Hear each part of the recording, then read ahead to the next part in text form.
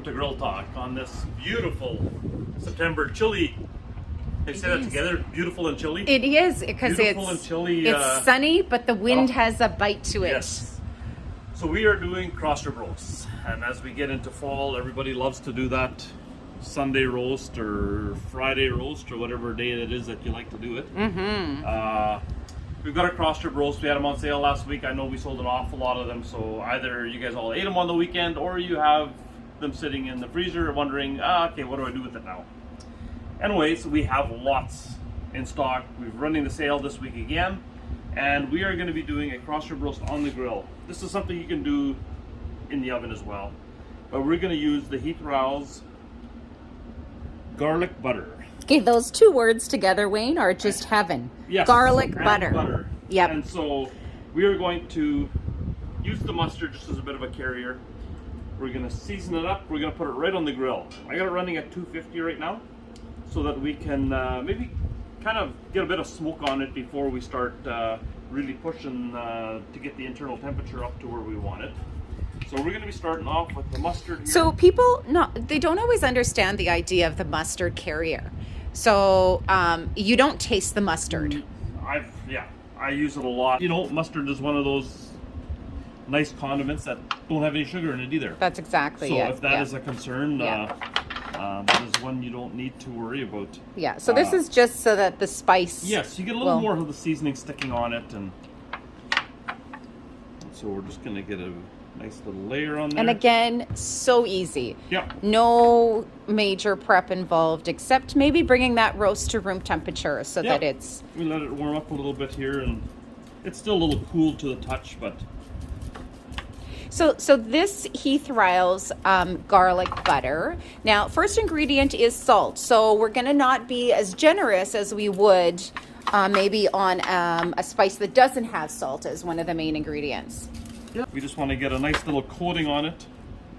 The nice thing too is later on when we put it in the pan and we'll put a little bit of liquid in to help with the moisture in the roast. It will also give you a really nice base for a gravy. Yes, for sure. And so what are we doing with this, Wayne? Are we slicing it? Are we pulling it? We're going to slice it. Okay. Yeah. Okay. So this is another one too that even if you like to make some really nice sandwiches. And so we're going to get it on the grill now. Like I said, we've got it running at 250, and this is something you could do just in your oven as well. You just wouldn't want to lay it right on the rack in the oven. Right. Oh, nice smoke. Got a nice smoke going. So we're going to probe it now, get some smoke on it, and we will be back in.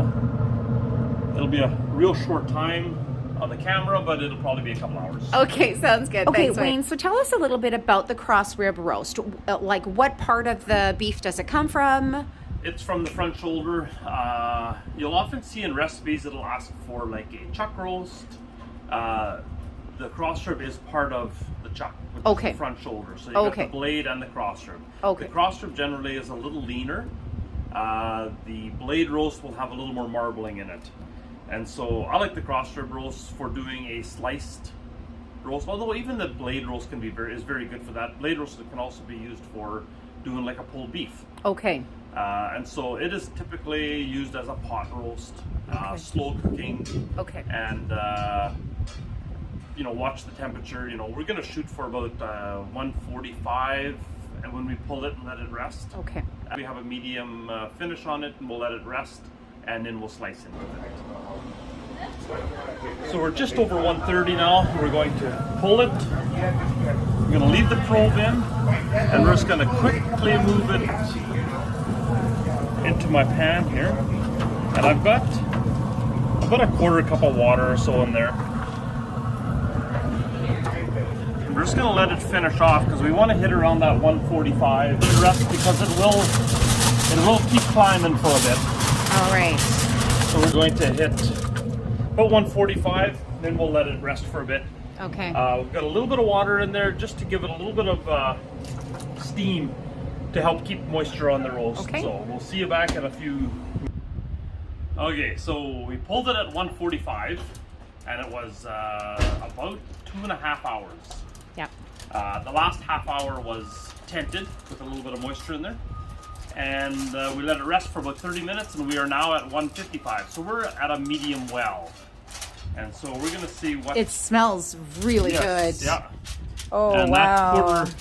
that quarter cup of liquid that I had in there turned into Look at a that. fair bit. You could make a nice gravy Yeah, out of well, that. I know that's what we do because we love having a beef gravy with Yes. it. Yeah, when we Yeah, do it. absolutely. So I'm going to take this out of here now.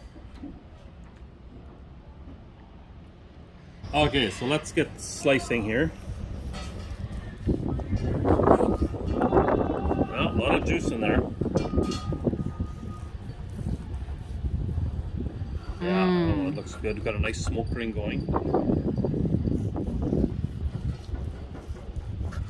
Okay, now we have got to do a test here.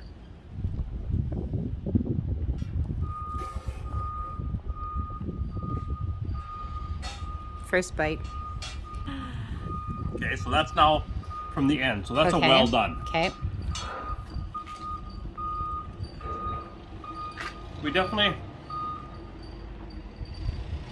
We didn't overdo it with the seasoning. Okay. No, So it's not too salty. Would you have added more? I would have done more. Okay. Yep, Okay. I guess what you could do now is you could still season Oh. it, absolutely. right? Yep. So for a wrap up, we've got the cross rib roast that we have on sale in the store, 15% off. We already had them last week. We sold a lot, so we know people out there have them in their freezers, or maybe they ate them already. But we've got this one that we did. It's just over 3.5 pounds. We ran it at 250. It took just over 3 hours, and that included about a 30-minute rest at the end. And so even though we did it on the grill, you could do it on your propane grill, you could do it in the oven. The only thing that we gain, I guess, with doing it on pellet grill is we get that smoke flavor in there, the Right. smoke ring. Yep. And so we ran it up to about 140, and then we put it into liquid. And you could do that right from the start. You could put it in liquid. And what that gives you, Wayne, let's just like we had a nice thing of drippings here. So Yeah. this will make an amazing gravy. Yes, yeah. And I'll put that, I mean, lots of people know how to make a gravy, but Yep. I'll just throw up our recipe as to how we would make a gravy as well. And then we let it rest, and we sliced it. We used the Heathrow Isles garlic butter, and we definitely Very didn't good. put too much on. We could Okay. definitely put more on, but we also used it as, instead of a salt, we sprinkled it on a little bit, and it's amazing. It Yeah. is so And we good. were worried about it being too salty. Yeah. But And we it found that definitely wasn't. It No. wasn't, yeah. And it So was a great. It was great to use it to dust the roast, sliced roast a little bit Yep. just before you come on down. We've got the cross rib roast on sale this week as well until the weekend at 15% off, and it is just a great pot roast as this weather is cooling down. So thanks for joining us, and we'll see you next time. thanks, Wayne.